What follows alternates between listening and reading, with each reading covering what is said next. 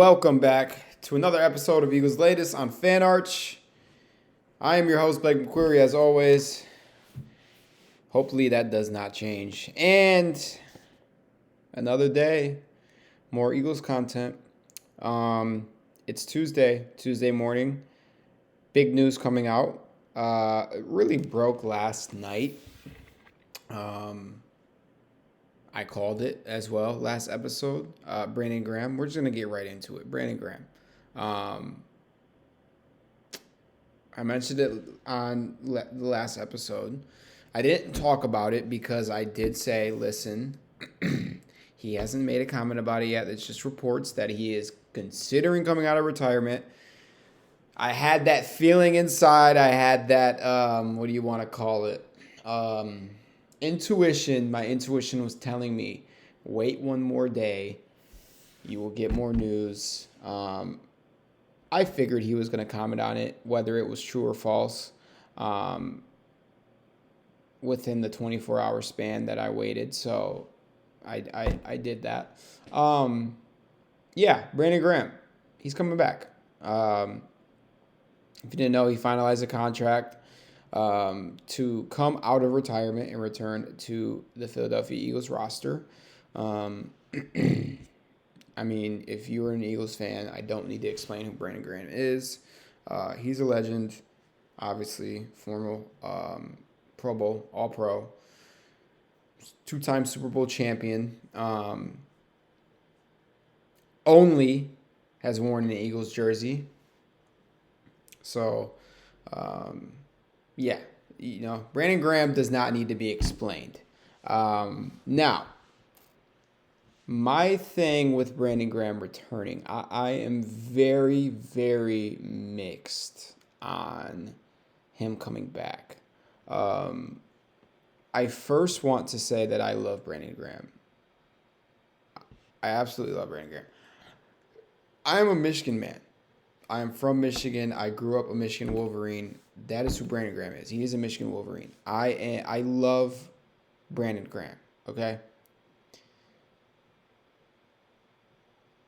I love what Brandon Graham did for the Eagles during his time with the Eagles, during his career. I loved who Brandon Graham was as a person, the energy he brought. My first thought when I think about Brandon Graham coming out of retirement is I don't love it for the fact that Brandon Graham had one of those retirements, one of those, careers where he walked off into the sunset. Helped win the Eagles the Super Bowl in 2018 and then finishes his career a Super Bowl champion in one of the best games Eagles fans have probably seen in their whole lives. Last year's Super Bowl win against the Chiefs. I just love the way that Brandon Graham ended his career, and I would not want that to get spoiled, if that makes sense. So that is where I say I don't love it, because obviously we have watched this Eagles team this year. They have not shown flashes that they are the most dominant team in the NFL to repeat. I certainly don't think that they have proven that they can repeat as Super Bowl champions this year. Is that to say that they're not going to win the Super Bowl? I'm not saying that. I'm just saying that I don't think they've proven it. Like, it's not, you watch that Eagles team and you're like, oh, this team is going to be back in the Super Bowl. You definitely don't. I don't know a soul on this earth who watches this Eagles team and says they're going to be back in the Super Bowl. So that's why I don't love it. Now, in terms of, his fit, his health, things like that, are there questions to be had? Of course, obviously. This is a Brandon Graham who obviously is just randomly, unexpectedly just coming back out of retirement. This isn't. I don't think Brandon Graham was entering week one like, oh, I might come out of retirement. I don't think that was in his head. I think this is an unexpected last minute thing. Um, so yeah, there's questions to be had about his health and where he's at, things like that. I'm concerned because obviously he's going to be playing not with a training camp under his belt. I have no idea if he has been training / exercising. So that's a question. That's a very valid question to be asked. Is if he has been training, staying in shape. I mean, he's a former NFL athlete. I feel like I assume that he has been. I don't really know if NFL athletes retire. I'm sorry, I just killed a bug, and that's very off topic. But I don't know if NFL athletes retire and then like most of them are just still training and working out, things like that. I have no idea. But is he still working out? Is he still training? Like that's a huge question because that is gonna be a big factor in what kind of shape is Brandon Graham in. But on the other side of things, I think that if Brandon Graham knew, obviously only Brandon Graham knows his body and knows where he's at and knows what shape he's in. If Brandon Graham did not think that he was in the best shape to come back out of retirement, I don't think Brandon Graham would have came out of retirement. I trust that this decision is fully on, am I in shape to do this or not? And I think he is. I also think that the amount that he's given to this franchise, I don't think he would come back out of shape. I don't think he would do that to this franchise, to the fan base. If he knows that he can't give it his all, I don't think he would be coming out of retirement. So I trust Brandon Graham at the end of the day to be doing it. That's where I'm at on it. I mean, some people have kind of, brought up the 2 tricep injuries last season being a factor, being an issue. Once again, I think that falls under the line of Brandon Graham knows where his body is. And I think that if that was a concern, he wouldn't have done it. So, yeah, other than that, ultimately, I think it's awesome. I think one thing it absolutely is going to do and is going to be great is the leader he is, the vocal leader he is, the type of guy he is in the locker room and on the field. It's going to be great for that locker room. Absolutely. One thing that points out to me is the physicality that I had brought up after the Giants loss and how that just absolutely lacked. There was no physicality whatsoever, and especially on the defensive side of the ball. That's going to get absolutely handled once Brandon Graham walks back in that locker room. So love that. But yeah, that's my thoughts on Brandon Graham. Ultimately, welcome back, Brandon Graham, Eagles legend. And I hope it really does, work out for the best. Moving on to Saquon Barkley in this run game. Obviously, it's been talked about quite a lot on this channel, especially in recent weeks, the run game and how it's struggled. I think the main point I've brought up with why this run game is struggling is the offensive line not being fully healthy. Obviously, Landon Dickerson missed a few games. Lane Johnson's missed a few games. Cam Jurgens has been injured. Things like that. Missing Mekhi Becton so much. So much. So that's, that. But I want to focus on Saquon Barkley. I don't want to focus on the offensive line and why this is happening, things like that. I want to focus on Saquon Barkley. And I just want to point out a few things with this run game. I feel bad for Saquon. I really do. Luckily for Eagles fans, Saquon is not a player that you are going to have to worry about being frustrated enough with the lack of production within himself I shouldn't. Well, I want to backphrase on that. I'm not gonna term. I'm not. I don't want to term it as the lack of production within himself. I want to.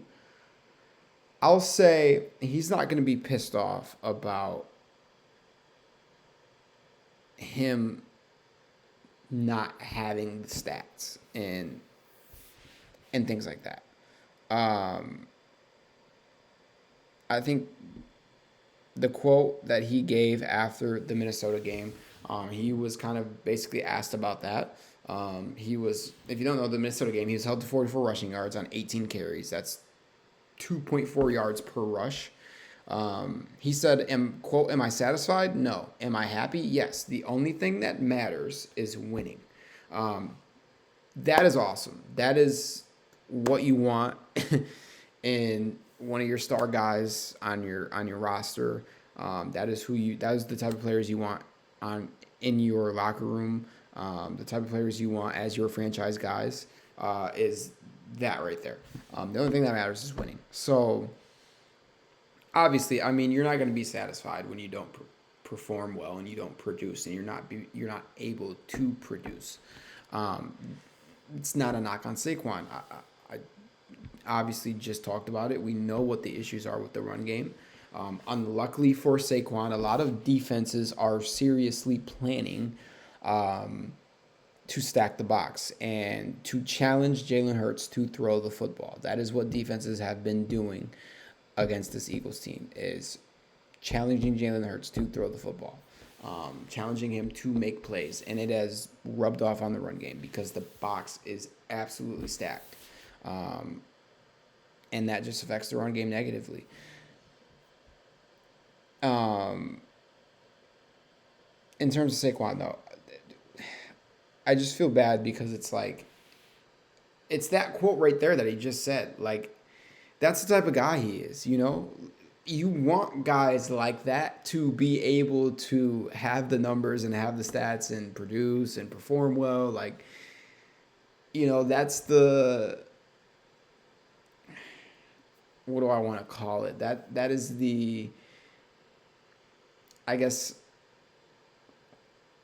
I don't even know what word to use there. Like the sacrifice, I don't know. But like, it sucks because it's like, okay, yeah, like it's fine. They're not going to trip, you know, blah, blah, blah. They're not going to go out here and request a trade or this, that, and the other because they're not putting up stats and whatever the case may be. They're not making their name look good, but he cares about winning. He does, and you want those types of guys. Saquon Barkley, 100 plus scrimmage yard games this year. He has 0. Last year he had 13, and he played in 16 games. This year he has 0. Another stat. He is the NFL's least successful running back on per carry basis by a huge, huge margin. He's at like 40%, which is terrible. The worst 2 running backs this season in yards per carry. Saquon is one of the 2. And Zach Charbonnet with 2.6. Saquon is averaging 3.3 yards per carry this year. And the thing is, like, he has, if you've watched, you know, games, if you've watched Saquon touch the football in these games, he has actually turned a lot of negative yardage into positive yardage situations. Like he really has. So it's really not on him. Honestly, it ultimately comes down to what the defense is giving them. A little bit is on the game planning and, you know, obviously Kevin Patullo. And then a little bit is, of course, on the offensive line and their performance and also their health. So, I mean, it's the cards that are being dealt. I hope and I pray that this can get fixed because, you know, Saquon deserves it. Like, you know, I just described the type of person he is. You don't want to see guys like that have to struggle, but it, you know, that's what's happening. So unfortunately, but I think it can get fixed. I think especially after last game against Minnesota, the way that Jalen Hurts played, obviously, you know, for somewhat reason, it's like now our defense is finally starting to open their eyes and realize that you can't force Jalen Hurts to throw the football. Like I thought we learned this lesson in the Super Bowl against the Chiefs, but I guess not. So, yeah, hopefully it gets fixed soon. And Saquon can, go berserk for 203 tutties or something. So, moving on. The Eagles, bottom line, they beat the best teams in the NFL. They beat the best teams in the NFL. Nick Sirianni's record is amazing when it comes to playing very good teams in the NFL. Since he's been head coach, the Eagles have the NFL's best winning percentage against opponents who finished this season with winning records. And that percentage is .622. Teams under the Eagles, Kansas City at .615, Buffalo .563, Green Bay and San Francisco are at 500. I'm actually shocked at Green Bay. So this has been like one of the stamps on Sirianni's era in his career. One of the stars is the Eagles beat good teams. They do. They really do. I think if you've looked at it this year, obviously not playing the best that they have, that they could be playing, they've still managed to beat good teams. And that goes a long way. When you are able to consistently prove that you can beat good teams, good perennial teams in the NFL, that right there is just showing you that you can make a deep playoff run, you can win playoff games, things like that. And I think it's something to note in Sirianni's career. He's, obviously been to two Super Bowls. He's won one. He's been to the playoffs. What is it? Every single year for Sirianni, he's been to the playoffs? Let's look that up. If it hasn't been every year, it's had to have been he's missed 1 year. I believe he's been to the playoffs every single year.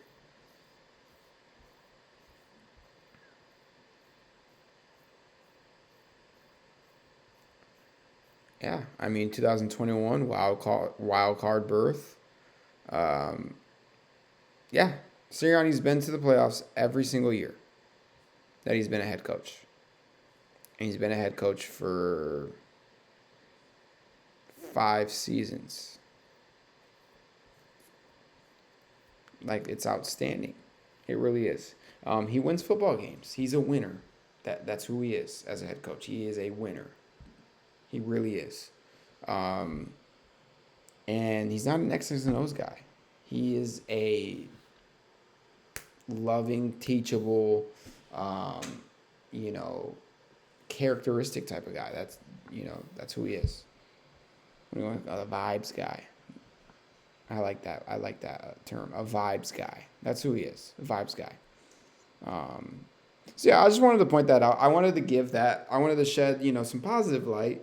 Obviously a good win this past Sunday against Minnesota, but I wanted to share that as well, positive light. I feel like the Eagles, it's all been negative this year. So just pointing that out. Like, bottom line, they may not be playing the best, but the Eagles beat winning teams under Nick Sirianni, and that's what he does as a head coach. So that's that. We're going to move on to Nakobe Dean. Nakobe Bean. You see what I did there? Nakobe Dean, he made an impact, man, on defense. He really did. And that's why having Nakobe Dean back, Nakobe Dean is one of them ones, man. He is that guy. He really is. He is that guy. Nakobe Dean is that guy. And I talked about the ramp up of his return. I think I even talked like when he announced he was going to be back in week 5. What was that, like week 1 or 2? I said when they get Nakobe Dean back, watch out for this defense. But he's made an impact. He really has. In Sunday's game, he played 31 of 69 snaps. That was 45% of the defensive snaps. He finished third on the team with 6 tackles. A play that sticks out to me, just absolutely breaking downhill, shooting, and a nice tackle on one of the Vikings running backs. I mean, absolutely nice tackle. Textbook stuff is what it was. Really was. Top 5 highest graded Eagles on Sunday. Nakobe Dean was 5th at 78.6. I mean, just talk about immediate impact. Guys who just make the team better. That's Nakobe Dean. That's who he is. And the run defense. The run defense was so much better. So much better. I mean, Minnesota really does. They do a great job at running the football. They really do. Like, Minnesota does a great job at running the football. And being able to shut down... I mean, the Eagles shut down their run game completely. Like, they forced Carson Wentz to throw that football, especially after those first 2 interceptions. They were already forced him to throw the football, but, I mean, textbook stuff. Shout out to Nakobe Dean. And people are still kind of, you know, a little weary and a little concerned about how are you going to fit Nakobe Dean in with Jahad Campbell, things like that. Literally, I stressed it last week. Put Nakobe Dean at linebacker. Put Jahad Campbell at edge, man. Just do it. Just do it. I promise you this defense is going to be much better when they do it. And it's going to be one of the nastiest combos you've seen. So, that's my TED Talk. As always, continue to comment your thoughts, questions, things like that, so I can go over those in a segment. Like, subscribe, share everywhere. Always stay up to date with Eagles latest on Fan Arch. And we will see you guys, of course, next time.